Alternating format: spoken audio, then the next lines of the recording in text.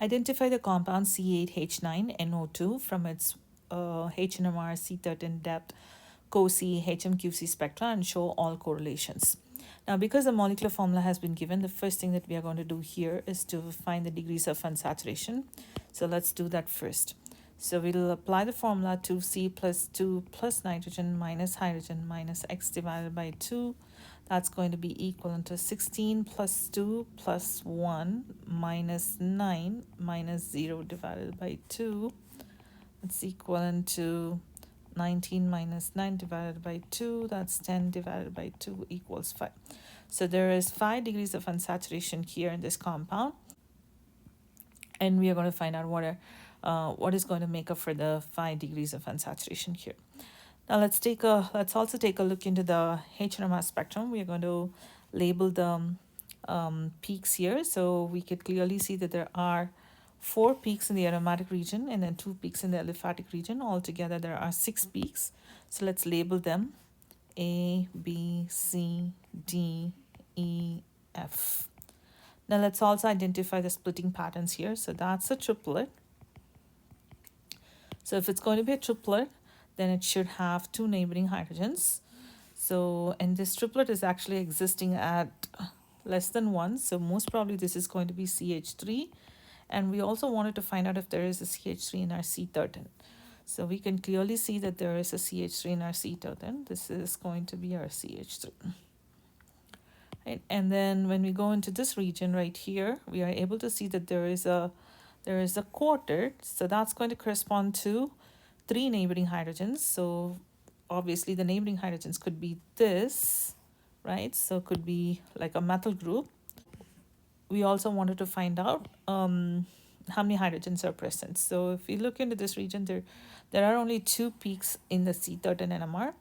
So one is the CH3 and the other one should be a CH2, because like right here, this peak right here is in the negative region, right? So this has to be a CH2. And the fact that it is existing in the downfill region, it's going to tell us that it is probably connected to some electronegative atom. Let's also write the molecular formula here just for our convenience. So it's C8H9NO2. And the degrees of unsaturation is 5. Okay, so probably this is either connected to nitrogen or most probably it's going to be oxygen. So we can easily label this to be OCH2. Okay, let's go take a look into the aromatic region. In the aromatic region, we are able to find 4 peaks here. The one that's farther left in the downfill region, this is actually existing as a doublet, and then there are fine splittings in each one of this. We can clearly see there are some of these peaks have like really fine splitting that could be for long range coupling. So this one right here is a quartet, right? Like, so let's label that. So this is going to exist as a quartet, and this is a triplet that definitely matches with the pattern for ethyl group. Okay, so going back to our aromatic region, we could see that there are 4 peaks in here. Now, having found that we do have for sure OCH2 and CH3, let's try to subtract these groups OCH2 and CH3 from our original molecular formula. So that's going to be, we are going to subtract 1 oxygen and then 2 carbons and 5 hydrogens. That's going to leave us with C6, H4, and NO. Let's also take a look into our C13 to find out if there are any carbons. That's going to be very important here. Now let's first find the quaternary carbons. So we are able to see that there are 2 peaks that's missing in the depth spectrum from the initial C13. So these should be the quaternary peaks, because definitely we can clearly see there are no peaks existing in this region, and then similarly there are no peaks here. So definitely these 2 signals should correspond to the quaternary carbons. Now, like this quaternary carbon right here, which is coming beyond 160, should most probably be belonging to an ester functional group, like ester carbonyl group. Okay, So this is going to be for ester, the carbonyl group, carbonyl carbon of an ester. And then apart from that, we also are able to see that there are 4 CH or the methine carbons. Okay. And then we already identified that this to be our methylene carbon, right? So this is going to be our OCH2. Okay, and then we have identified this to be CH2. So apart from that, apart from the two quaternary carbons, we should account for the 4 methyne carbons, which are definitely different from each other. Okay, and these should be the hydrogens that correspond to these for these 4 different carbons. Okay, so now that we know that we already have a carbonyl group, let's also subtract this carbonyl group from our molecular formula. Right now we are going to subtract it from here. So that's going to be C6H9NO minus CO, which is going to leave us with C5H4N. So this is the left out fragment or a piece. Now, if we look into the aromatic ring structure, this can definitely not be benzene, because for benzene it's going to be C6. Like there should be 6 carbons, but then like this is having only 5 carbons, so that automatically tells us that it should probably be something where the carbon atom in benzene is replaced by nitrogen. So the structure should look something like this, which is the structure of pyridine. Okay. Now on pyridine, we have these groups right here. We know that there is a carbox. We know that there is going to be an ester functional group, right? And then we're going to have, we can clearly see that this CH2 is going to be attached to this oxygen. And then we know that the CH2 is also attached to the CH3. So this is our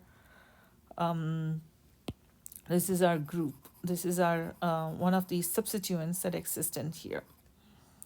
Okay, but we wanted to find out whether it's going to match with our degrees of unsaturation.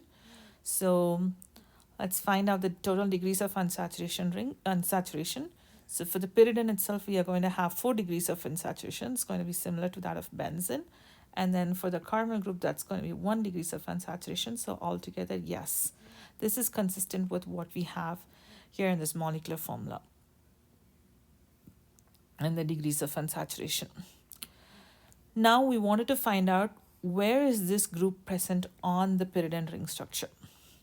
Okay, so let's say if this is going to be present in the para position, let's say that I'm going to call this whole group as X. If it's going to be present in the para position, then obviously you'll be only seeing 2 hydrogens, and you'll be seeing 2 doublets, right? So those are the 2 peaks that you'll be seeing. But what we see here is like all the 4 hydrogens that are attached in here are actually different. There are 2 possibilities for this. One is where the ester functional group is in meta position with respect to the nitrogen, and the other one is where this functional group is actually in the ortho position with respect to nitrogen. Now we needed to match the spectrum with the right compound. So let's take a look into these 4 protons. So we have these 4 protons, and we wanted to find out which of this is going to come in the far downfield region. Out of all of these 4 hydrogens, this is the one that's going to be appearing in the far downfield region. So I'm going to label this as A. Why? Because we do have electron withdrawing groups here, right? And it is kind of like sandwiched between these electron withdrawing groups. And therefore, this is the one that's going to come in the downfield region. So let's label this as HA. And then after that, it would be this hydrogen, because this is closer to the electron withdrawing nitrogen atom. So let's label this as HB. Again, we could, this is based on the electron withdrawing ability. This is based on the ppm values. Of course, we still needed to look into the COSY spectrum for the actual correlations between the different hydrogens. So let's also label this one here A, B, C, D, and this is E and F. So let's take a look into C and D. So between these two hydrogens, which one should exhibit complex signals? So obviously it will be this hydrogen, because this hydrogen is sandwiched between these two hydrogens, right? And therefore it can give you complex splitting. So I'm going to label this as HD, and then finally this is HC. Okay. Now we are going to take a look into the COSY spectrum to begin with, to find out what is the correlations, and then how these splitting patterns are obtained for them, okay, especially for the aromatic protons. So I'm going to copy paste this to the next page so we can have the HMR expanded version of the HMR spectrum. Let's take a look in the COSY spectrum. First thing that you're going to do here is, especially when you don't have the HMR given in one of the axes, we are going to draw the diagonal. So here is a diagonal, and then we are going to find out the delta ppm values for the different peaks in this axis, in the x-axis. Okay, so let's do that.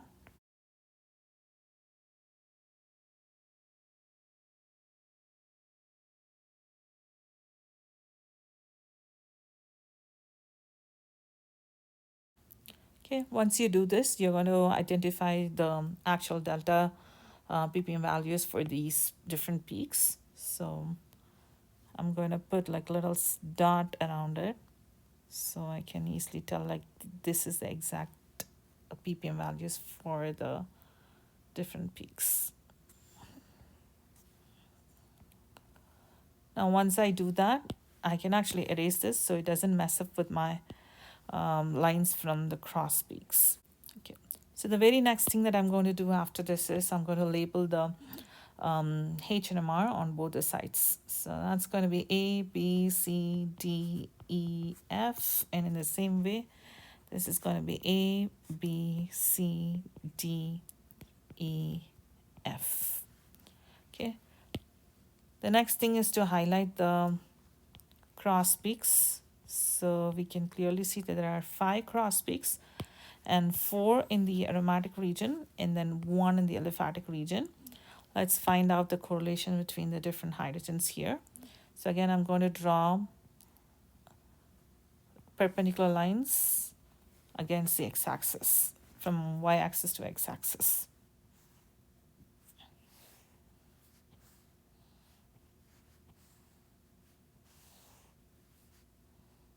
Okay.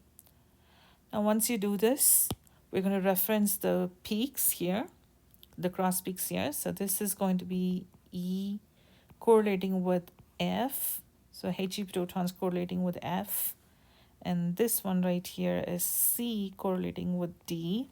Just be consistent. So if you're going to take the letters from the y-axis to begin with, make sure that you're consistent, okay?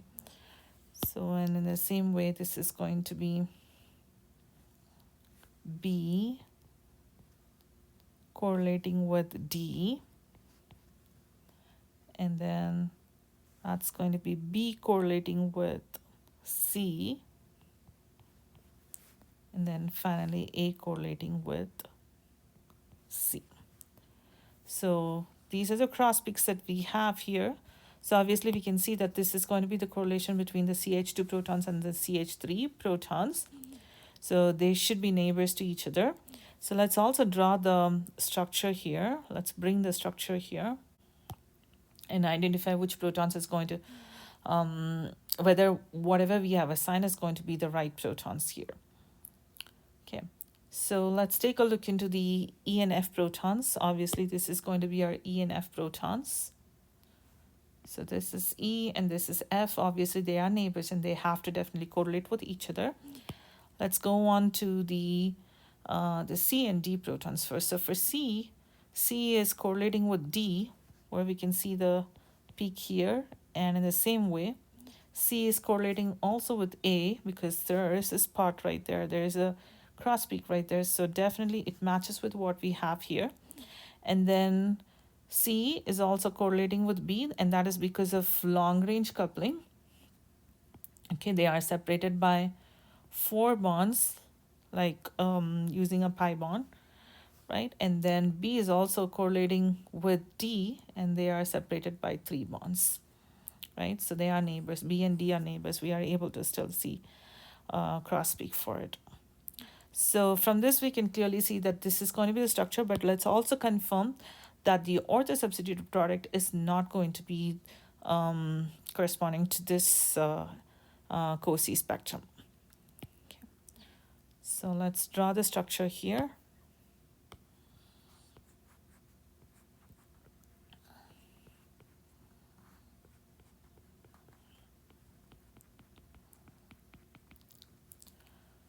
So let's identify the hydrogens. So here are 4 hydrogens. Out of all of these hydrogens, this is the hydrogen that should come in the most downfill region. So let's label this as HA, and this should be HB because this is also closer to the electron withdrawing group. And then finally it's going to be HC, and then this is going to be HD. Okay. Why? Because this is in the para position with respect to nitrogen, so therefore we can expect the electron withdrawing to take place in the para position. Now on here we should be able to see some correlation. So A and D are neighbors, right? So we should see correlation between A and D, right? And then A and C should also be correlating with each other because they are 4 bonds away, right? So 1, 2, 3, 4 through the pi bond. And then D should also correlate with C. So, and then D can also correlate with B. And then C can correlate with B. So these are the cross peaks that I should see.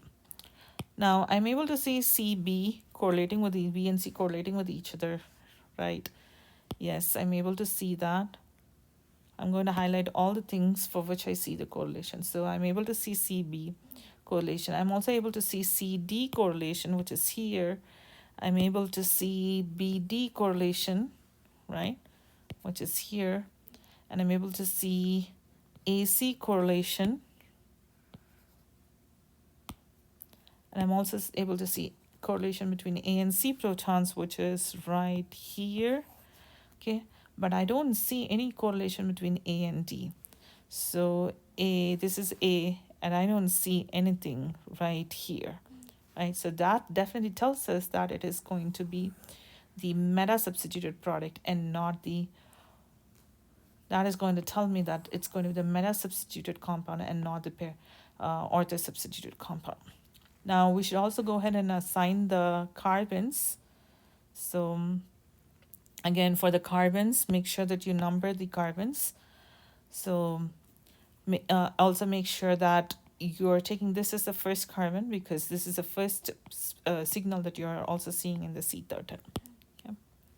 So that's going to be 1, 2, 3, 4, 5, 6, and this is CDCl3, 7, 8. Okay, and then here it should go exactly in the same way. That's going to be A, B, C, D, E, F. And we are going to do the perpendicular lines. Here are the perpendicular lines. And let's give the numbers for these. Numbers in alpha. Let's reference these cross peaks.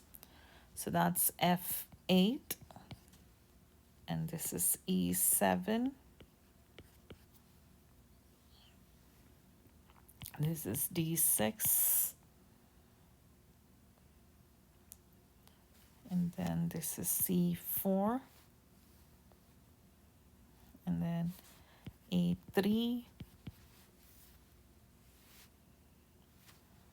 And then B2. And then there is no correlation between this carbon and any hydrogen. Okay, so let's go back to our structure. I'm going to copy paste the structure.